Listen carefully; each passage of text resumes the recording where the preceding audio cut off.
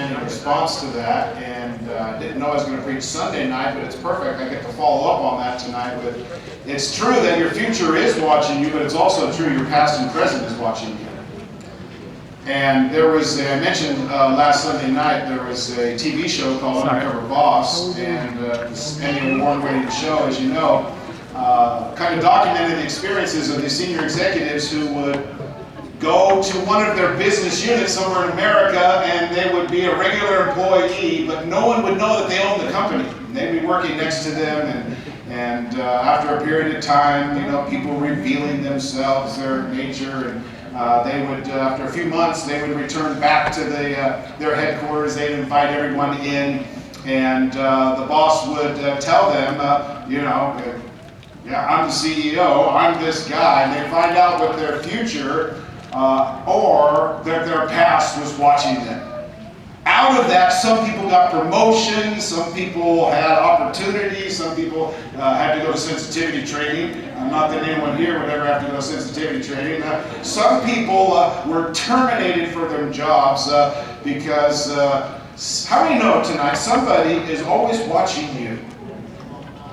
There is so much revealed through this show, The Undercover Boss, that it did win an Emmy Award. And so once again tonight our story has to do with Joseph and the undercover boss, because Joseph is the one being watched. And it's true tonight, kind of just like on the TV show, Joseph had no idea that he was being watched.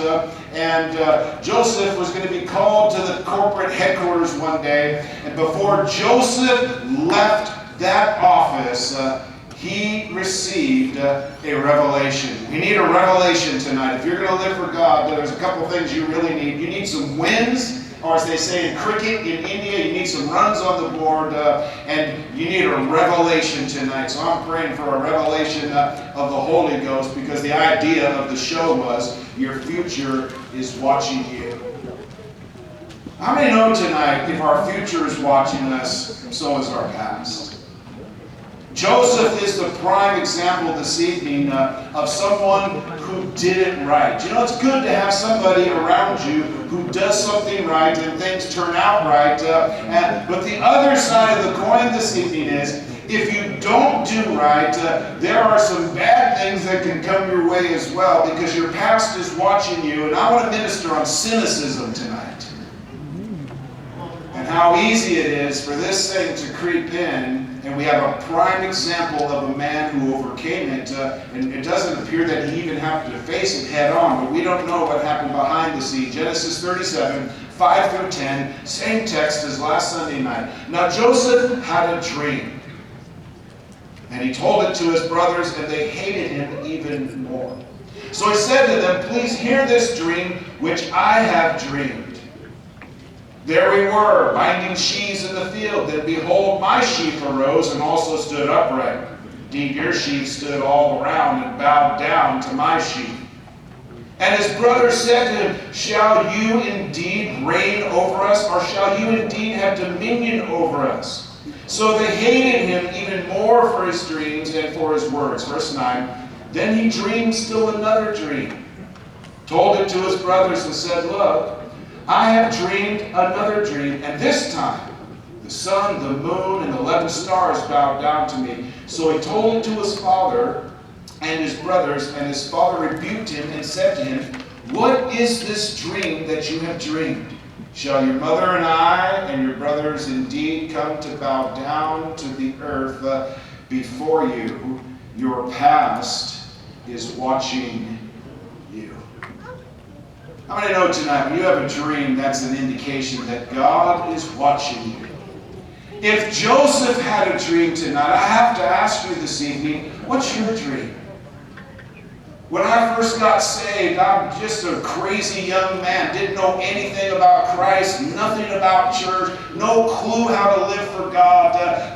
Used to sell little dime bags in lunchtime at school for a few extra bucks. I had no money when I was a senior in high school, and so my 89 cents went to a Schlitz malt liquor tall. I would drink it as fast as I could, hoping I could catch a buzz. That was the extent of my life, besides baseball and baseball and a few other things. But I didn't have a dream. When I got saved, God gave me a dream, an unspeakable dream that I could never imagine could come true for me. And that was one day, somehow, unbelievably, that my wife and I could sneak in behind the bamboo curtain of communist China. And it was different back then in the 80s. We were saved in our very early 80s. As a matter of fact, when we got saved, there was not any churches in Southern California. Just the Oceanside Church was a small church of 12 people. And I had this dream, but it seems so far-fetched. I want to tell you, especially you young guys here and young ladies, listen, let God give you a dream. This young man, Joseph, 17 years old, God gave him a dream.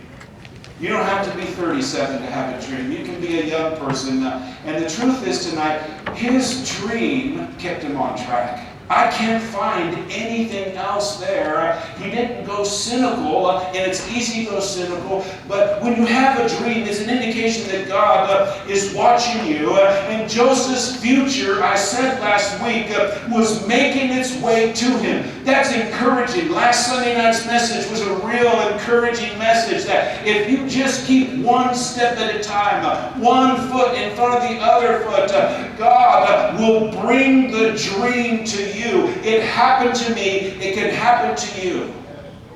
The Bible said Joseph had another dream. Now the cameras are zooming in. The sun, the moon, the 11 stars bowed down to me, he said. He told his father, his brother. His father rebuked him for the dream.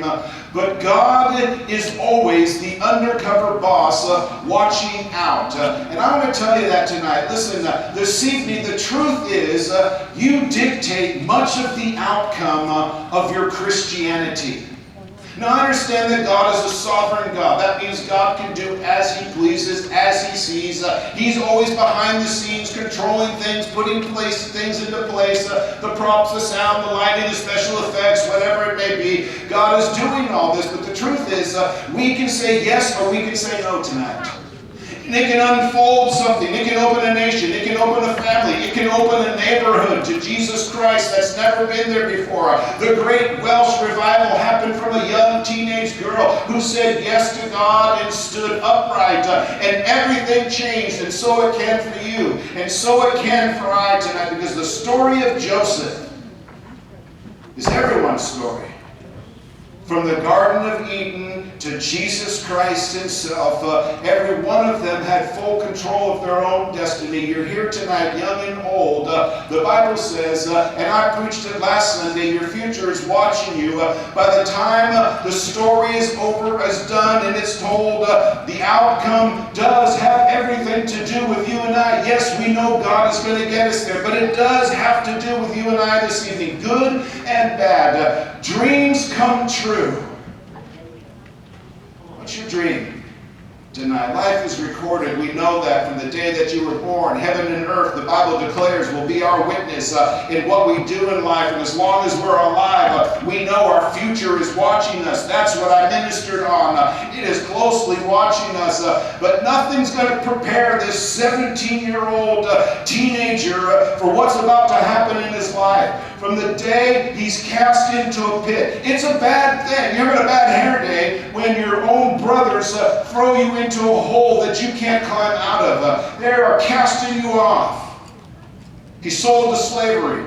Betrayed by Potiphar's wife, betrayed by the butler, and the only support he had, we mentioned last week, was his spiritual upbringing. He was raised in a godly home, and the only thing he stood on is what he learned at home. Listen, young person, sometimes even a young person can become cynical. You hear too much. You see too much. You experience too much. As a matter of fact, well, look, Solomon said that himself. He said, knowledge brings sorrow. And you can come to a place in life where you see life, and life can be a challenge. A serious challenge.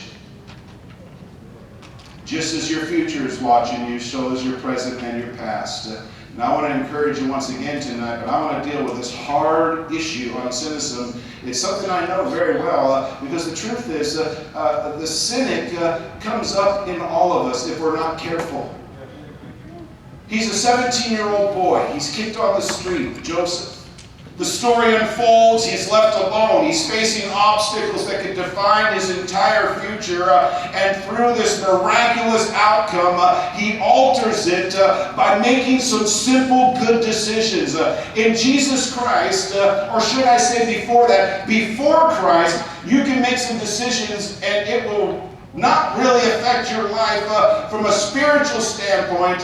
In the world, it can twist you up and mess you around. But in Jesus Christ, the difference is when you make a decision in and through the Holy Ghost, the Holy Ghost can empower you, knock down walls, open doors, cast down the demonic, change your language, your thinking, your mindset, your view on people and humanity, the world, in all that we believe. But if you don't make the right decision, you become bitter and twisted and unteachable and emotional and destructive.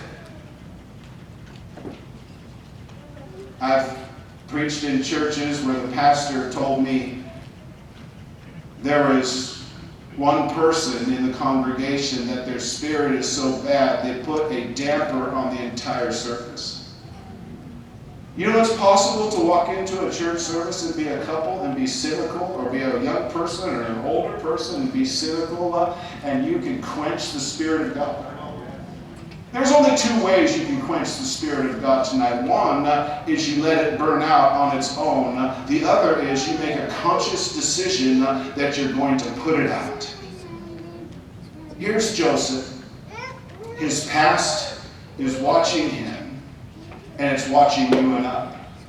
The first sign that we have that Joseph's past is watching him is Joseph has this dream. We spoke about it last week. His dream takes place in Canaan, but his dream will come true in Egypt. And so it is like with many of you and I tonight. Sometimes the place where you have your dream is not the place where you fulfill your dream.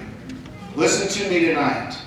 Dreams come true for those that maintain a right heart in a right relationship before man and God and headship. I know this to be true.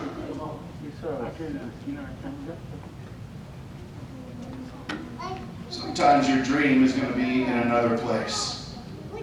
Learn everything you possibly can while you're here in this environment. And I love our church. I love our church. If you've ever been in any other place,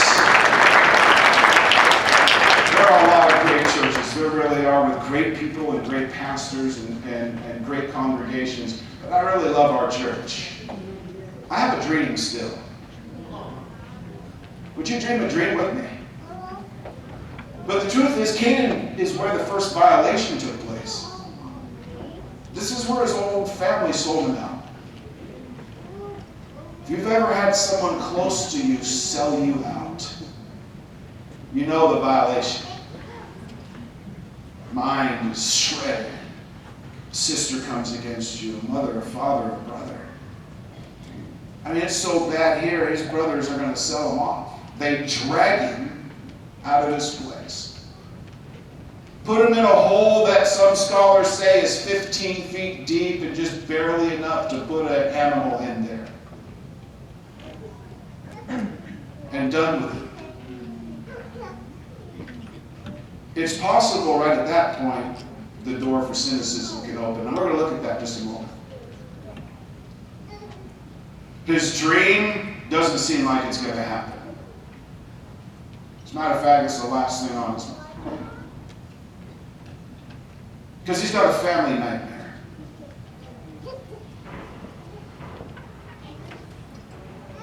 It's a broken heart. I'm sure he's got a broken spirit. He's 17. He's kicked out. You know, pain tonight can prepare you for the promise. Listen to me this evening. But if not dealt with correctly, pain can also project your past onto your future. Joseph didn't let that happen. But I have. And probably you have. Instead of your future guiding you, your past can open a door to a door of cynicism, That's a lack of trust. You don't look at people the same as you used to. They're out to get an advantage over you. They have it in for you. And if you really get wrapped up into it, this then becomes like voodoo and witchcraft in your spirit. And you can't get free.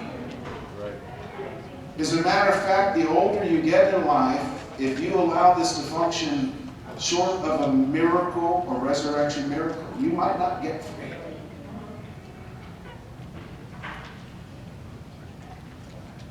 Joseph could get angry, lose his faith, give up on his dream, make his past define his future. If you fall a lot, it's easy for your past to define your future. Especially when someone tells you, you're going to end up here just like your dad, just like your uncle, your sister, your mom. Birds of a feather flock together. But Joseph is the preeminent example of somebody who, when it went wrong, he strapped on his big boy pants and he got busy dealing with the setbacks. You're going to have setbacks.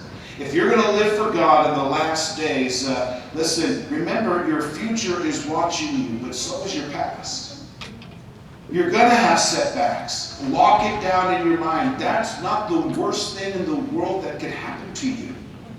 As a matter of fact, your pain can define your future and your blessing and your opportunity. And through every disappointment, you still have the chance to define becoming a young man, an older woman, a young person who does right and lives right for God. And you can make the choice tonight, either the good or the bad.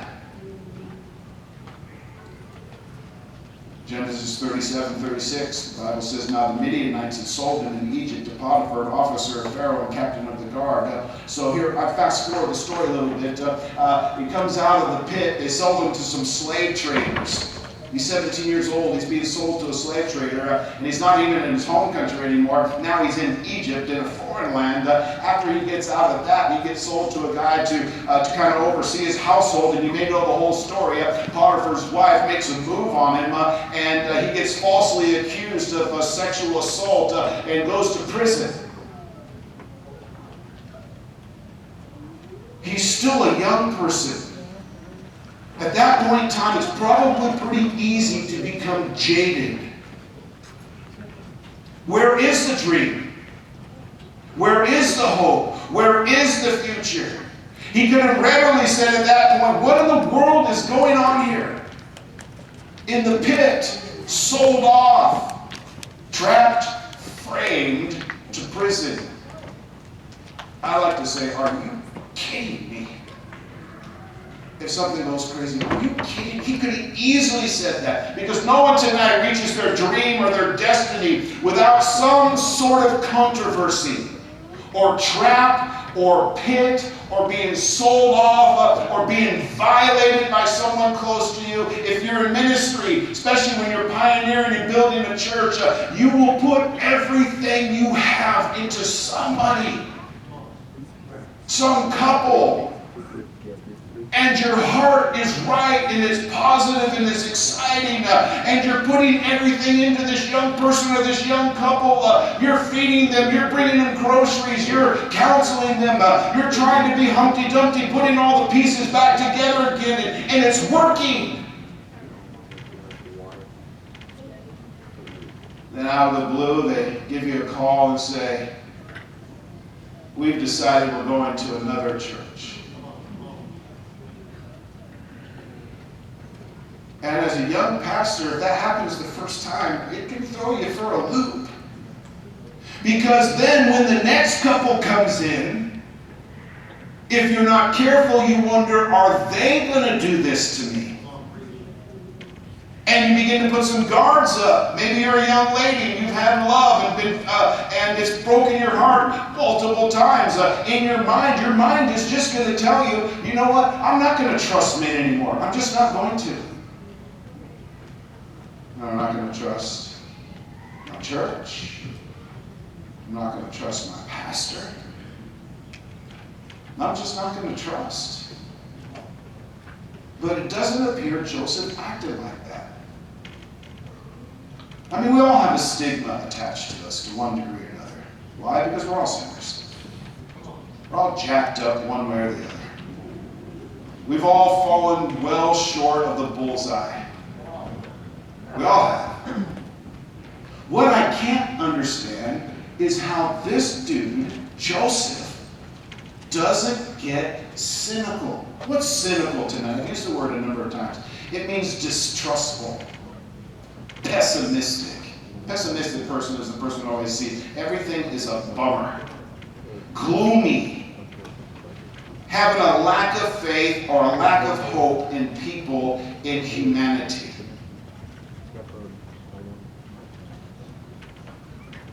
It's easy to become jaded and disillusioned. As a matter of fact, Mr. and Mrs. Jaded and Disillusioned are seated here. Because something real happened. It's impossible tonight to have a lot going on for you and still end up jaded and disillusioned in life. Jesus told us it's very possible. As a matter of fact, Jesus told us that's probable. Because you can gain the whole world and lose your soul. It's possible to have everything going for you here. You might not be addicted tonight. You might not watch pornography. You might be good with your money. You might be basically moral. Most people would look at you and say, you know what, you're a pretty good person. But you know, it's probable that you can gain all those things and lose your soul. The older I get, and Pastor, you are nowhere near a nursing home. Connie, you either. We don't ever want to see that. I just need 20 more years out of you, Pastor. Then I'm okay. Then I'll be your age today. So how do you go from being positive, silver lining, idealistic, to cynical in just a few short years?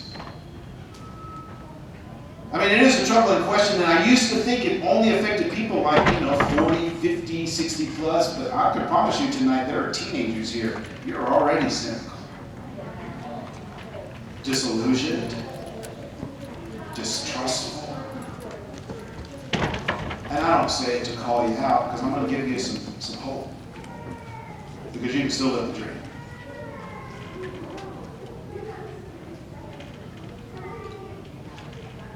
We all have a close friend who's had a broken heart. Thinks no one can be trusted. The church worker, the Christian. You've been in ministry. We have a lot of former pastors here.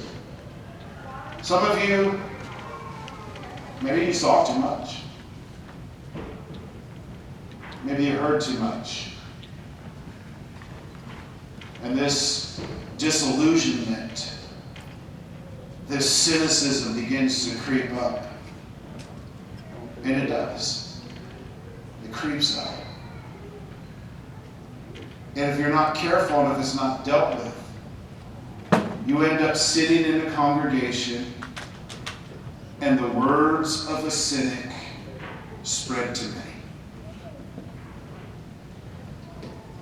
And then truly birds of a feather do flock together. Remember, Joseph still has control. He's the producer, he's the director, he's the editor of the story. His future is watching him. When you find your past starting to project onto your future, stop. Begin to think, begin to meditate. My past dealings with issues, I did not process them right.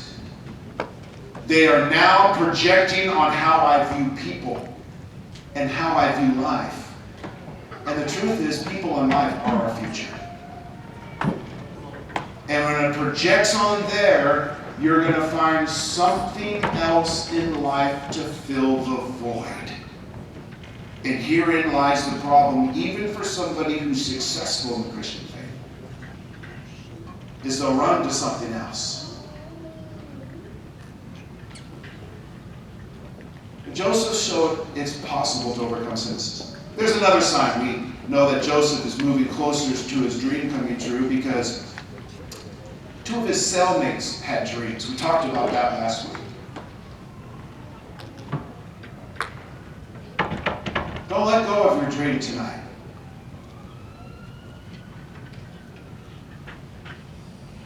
Don't let go of the future. Don't let go of the hope. And I know for a lot of you, life hasn't turned out like you thought or hoped it would. But I want to tell you also, God can spark a dream. And He can spark a revival. And He can spark hope again, one more time. Never let go of that. I've learned something about cynicism. I'm moving quickly. Cynicism tonight isn't just something other people experience.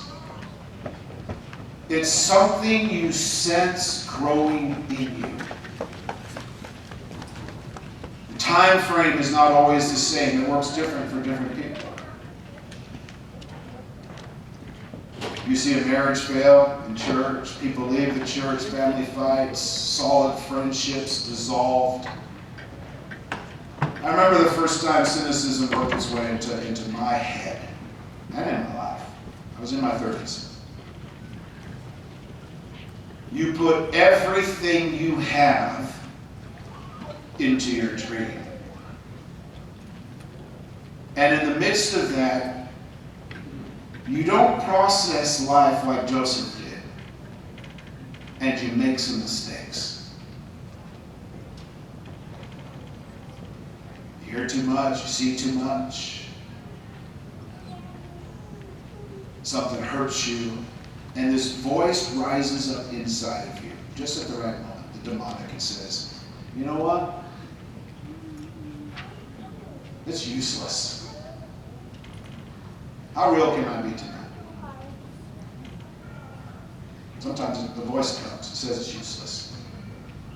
You're not going to get there ever again. All that time, all the energy, all the money wasted. The voice will tell you, he did this to you, she did this to you, someone else will do it again, the church will do it to you, the pastor will do it to you, your friend, your wife, your family member. And we'll say, I'll never let that happen again. I will protect myself. The voice tells you, don't care like you used to care. Because people will use you and reject you anyway.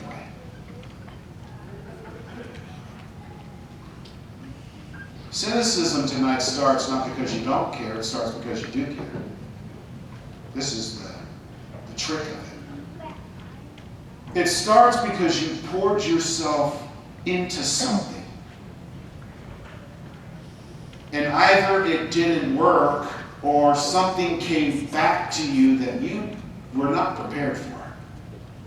You got the return. It wasn't what you expected or hoped for. Happens in life. You put everything into your job. You say, you know what? I've heard pastors say, show up on time, be the best worker, be honest. And you do all that, you study, and you're the first one laid off.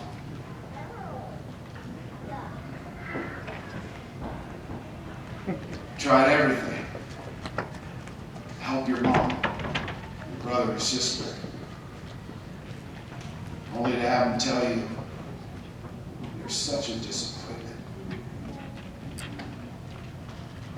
Most cynics were former optimists. How does it happen? Solomon says one of the reasons is you know too much. Strangely, it's on this list. Ecclesiastes 1:18 says, for in much wisdom is much grief. And he who increases knowledge increases sorrow. If you've been burned a few times, you find that it's easier to view people suspiciously. So trust becomes harder because you know too much. You know love hurts.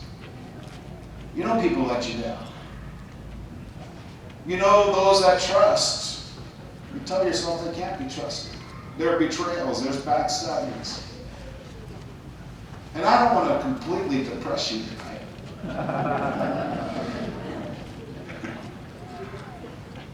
But let's be honest, life can be a struggle. Heartache. You ever get to the place in life and say, you know, I don't need any friends. Later. Remember, I don't want any friends. Because every time I had a friend, they burned me. What? No, it's not true. I'm just saying that.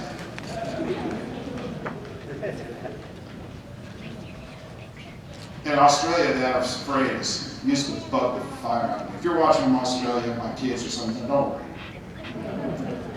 They had this phrase that was the phrase of the cynic. I can't be bothered. In other words, I don't care. It stifles progression, cynicism does. It snuffs out trust, hope, faith, belief. And when all these things begin to go in the mix, you have the unmistakable ingredients for being a cynic. Why does it matter? Because there's a battle for our soul. There are people and things and the demonic warring against you. Unchecked, cynicism wins. I mean, I needed to understand that cynicism was a choice. Cynics aren't born, they're made. Listen to me. I've always been a pessimist. Not me. I'm an optimist. I really am. I'm a silver lining. If you've ever counseled with me, I said, I believe in you. You can make it. That's our church. That's the mantra of this place. We live in the Valley of the Sun, Phoenix. You can rise in. Life doesn't make you a cynic. You make you a cynic.